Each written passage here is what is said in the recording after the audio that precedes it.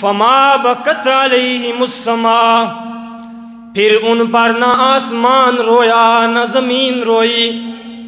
آسمان نے بھی ان پر آنسو نہیں بہائے، زمین نے بھی ان پر آنسو نہیں بہائے۔ میرے دوستو، آسمان اور زمین کے رونے کے دو مطلب ہیں۔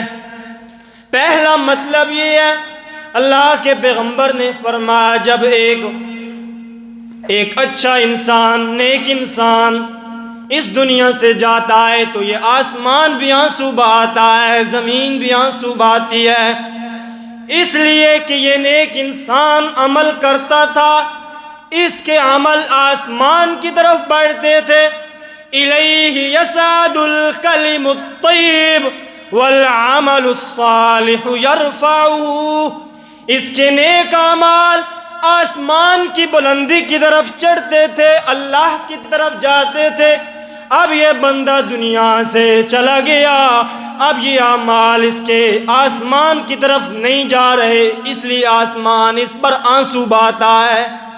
ایک آسمان اس لیے آنسو بہاتا ہے، زمین اس لیے آنسو بہاتی ہے کیونکہ یہ زمین پر سجدے کرتا تھا، زمین کے اوپر کھڑے ہو کر اللہ کا قرآن پڑھا کرتا تھا، لیکن آج یہ نیک انسان دنیا سے چلا گیا، اب زمین آنسو بہاتی ہے کہ اب میرے اوپر ایک انسان سجدہ کرنے والے کی کمی ہو گئی ہے۔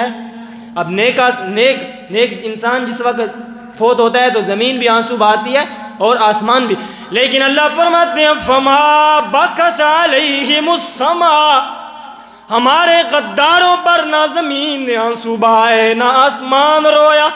ٹھیک ہے، اور دوسرا مطلب کیا ہے؟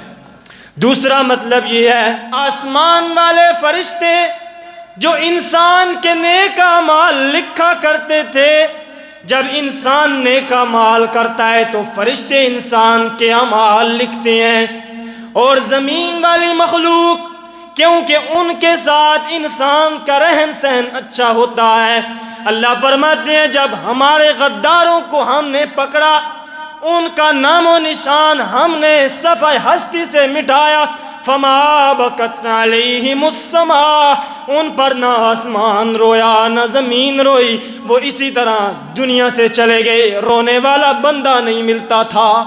ویسے لوگ روئیں گے، گناہگار انسان روئے پھر بھی گھر والے روتے ہیں، لیکن زمین و آسمان نہیں روتے۔ زمین و آسمان تب روتے ہیں جب نیک انسان جو ہے وہ دنیا سے جاتا ہے۔